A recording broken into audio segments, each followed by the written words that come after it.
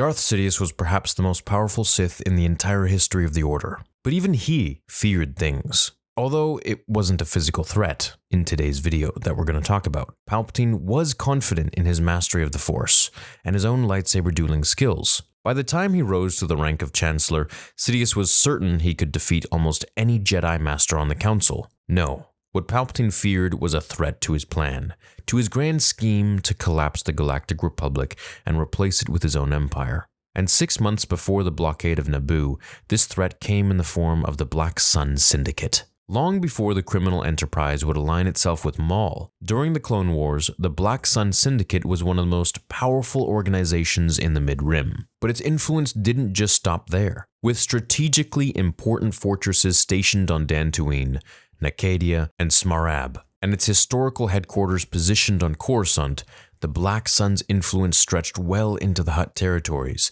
into the lawless worlds of the Outer Rim. Much like the Hutts or the Pikes, the Black Sun Syndicate earned their wealth through the usual underworld schemes, smuggling spice, trafficking slaves, and raiding understaffed Republic storehouses. And with all of that money at their disposal, the Black Sun attracted ambitious business partners from around the galaxy. Every 2-bit Rhodian or Davaronian would charter a trip to their local Black Sun Vigo, hoping to earn a new spice route, or borrow credits in order to try to build their own cantina. But Palpatine wasn't worried about all of those small fries. He was concerned about his new partners, the Neimoidians. They were greedy, and they were willing to sell the news that the Sith had returned to anyone with enough credits, including the Black Sun Syndicate. With one central commander and 9 Vigos beneath him, the Black Sun Syndicate oversaw an underworld empire that ranged hundreds of star systems. Their organization rivaled the Republic in revenue, and they wouldn't simply allow the Sith to try and take the power. And that made Palpatine worried. How could Palpatine keep himself hidden and ensure that his plan to orchestrate the Clone Wars came to fruition if he was simultaneously fighting in a very obvious underworld war against the Black Sun? The potential conflict between the Syndicate and Sidious would eventually draw the attention of the Senate and the Jedi Order. After all, without the Neimoidian battle droids, Palpatine only had a single powerful weapon to rely on: Darth Maul. But the Sith Lord was careful to conceal his apprentice until the most opportune time. Of course, only 6 months after the Black Sun Syndicate was warned about the return of the Sith, Maul would remove his black cloak and reveal himself to Qui-Gon Jinn and Obi-Wan Kenobi in the hangars of the Naboo Palace. But Sidious didn't want the Jedi to know about Maul any sooner than they had to.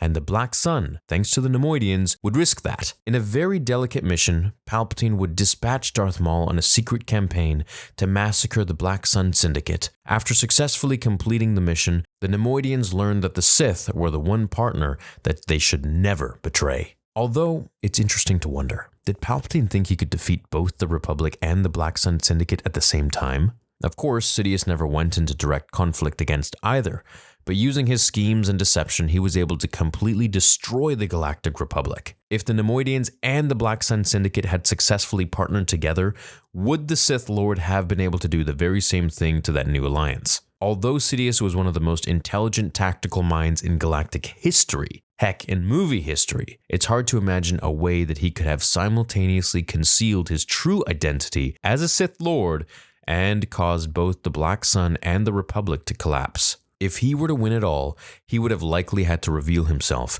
and take over the Neimoidians' battle droid army entirely. But in the end, Palpatine was too smart to risk that. He wisely used Maul to eliminate his enemies in secret before they ever had a chance to raise an alarm amongst the senators of Coruscant. I don't know what's more intimidating about Palpatine. Is it his raw power in the Force, his ability to wield a lightsaber, or perhaps his IQ? He was one of the most cunning people that has ever existed in Star Wars, and extremely painfully patient. The man waited over 10 years to seduce Anakin to the dark side, all the while playing his game on the Senate as a weak and feeble old man in front of the Jedi. What other things do you think Palpatine was afraid of? Perhaps the fear of losing power. I feel like Palpatine's that one guy that pretty much always had everything together. Anyways, if there's any moment that you think Palpatine had fear against an opponent or a situation or a group or collective, let me know in the comments and I'd love to cover that in a video and do some research. Thanks for watching today's video. Leave a like if you did enjoy it. Check me out on Spotify, and I'll see you all in the next episode here on Star Wars Theory. Until then, remember, my fellow Jedi and Sith friends, the Force will be with you always.